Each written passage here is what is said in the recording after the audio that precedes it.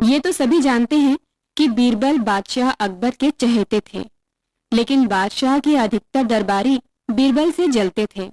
बीरबल उनसे अधिक चतुर थे, इसलिए वे बीरबल को अपने रास्ते का कांटा समझते थे और उन्हें दरबार से निकालने और महाराज की नजरों से गिराने का प्रयत्न करते थे। भरसक प्रयास के बाद जब बीरबल के विरोधियों ने यह समझ लिया कि इस तरह से उनको निकलवाना असंभव है, तब उन सबने मिलकर बेगम के भाई को राजी किया। उसे भड़काते हुए कहा, आप जैसे योग्य व्यक्ति के रहते अकबर बादशाह एक हिंदू को अपना प्रधानमंत्री बनाए, इसमें सबसे ज्यादा आपका ही अपमान है। ये कहकर तथा खूब सिखा पढ़ाकर उन्होंने उसे बेगम के पास भेजा। बेगम के भाई ने मंत्री पद प्राप्ति की लालसा से अपनी बहन के पास जाकर बीरबल की बहुत बुराई की और अकबर बादशाह का दिल बीरबल के विरुद्ध भर देने का भरपूर प्रयत्न करने को कहा। बेगम अपने भाई के कथन को नहीं टाल सकी और उन्होंने ये बात अकबर बादशाह से कही, पर बादशाह ने उनकी बात अनसुनी कर दी। बेगम ने जब यह देखा कि आसानी से अकबर बादशाह की मति नहीं पलटी जा सकती, तो उन्होंने अपने स्त्री सुलभ शस्त्रों को व्यवहार में लाने का निश्चय किया। दूसरे दिन रात को जब अकबर बादशाह महल में आए, तो रोजाना की तरह ना तो बेगम ने उनका स्वागत ही किया और ना ही कुछ बोली। अकबर बादशाह बेगम की बेरुखी का कारण समझ गए और अनजान बनकर इस नाराजगी का कारण पूछने लगे। बेगम ने आंखों में बनावटी आंसू लाते हुए कहा, यदि आप मुझे हर्षित देखना चाहते हैं तो बीरबल को निकालकर उसके स्थान पर किसी ऐसे व्यक्ति को दीवान बनाइए जो कि मुसलमान हो, नहीं तो मैं जहर खाकर प्राण दे दूंगी।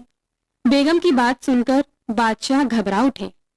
थोड़ी देर बाद वे बोले, बिना किसी अपराध के बीरबल को निकाल देने से राज्य में असंतोष फैल जाएगा। तुम कोई ऐसे उपाय बताओ जिससे बीरबल अपराधी साबित हो जाए। ऐसा होते ही वो स्वयं ही पद छोड़कर कहीं चला जाएगा, क्योंकि वो बहुत ही स्वाभिमानी है। बेगम को अकबर बादशाह की बातों से ढांढस बंधा। वो उपाय सोचने लगी। कुछ देर बाद बेगम का चेहरा खिल उठा। इसका एक आसान उपाय मेरी समझ में आ गया है। प्रातः होते ही आप मुझसे नाराज होकर बाग में चले जाएं और बीरबल से कहें कि बेगम को मनाने के लिए बुला लाओ। अगर नहीं ला सके तो आप पद से हटा दिए जाओगे। अकबर बादशाह ने बेगम की बात मान ली। प्रातः होते ही अकबर बादशाह तथा बेगम में अनबन होने की खबर जब बीरबल को मिली, तो वे बादशाह से मिलने बाग में गए।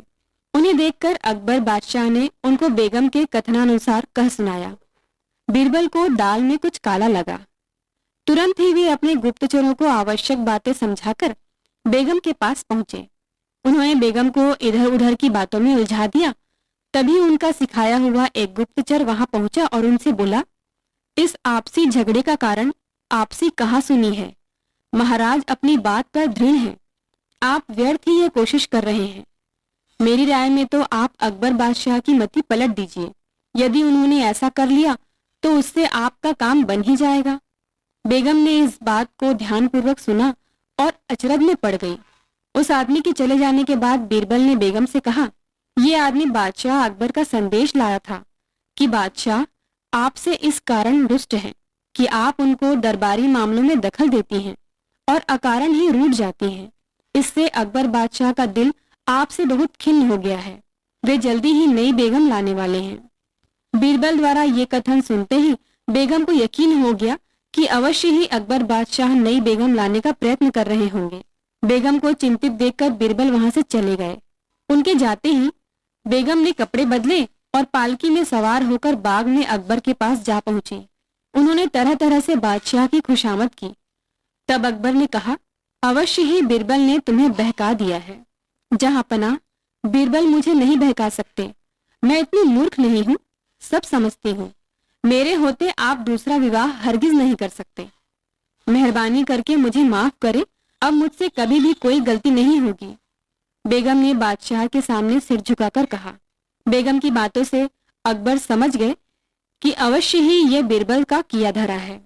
इसके बाद बेगम को विश्वास दिलाने के लिए जब उन्होंने कसम खाई कि वे किसी अन्य बेगम की तलाश में नहीं हैं, तब बेगम ने राहत की सांस ली। अकबर बादशाह ने बेगम से सारा हाल पूछा। बेगम ने गुप्तचर की सूचना तथा बीरबल का कथन अकबर बादशाह को सुना दिया। सुनकर बादशाह हंसते हंसते लोटपोट हो गए। अब बेगम को यह समझते देर नहीं लगी कि वह बीरबल के बहकावे में आ गई थी, लेकिन अब पछताने से क्या हो सकता था। फिर उन्होंने कभी बीरबल के विरुद्ध अकबर से कुछ नहीं कहा।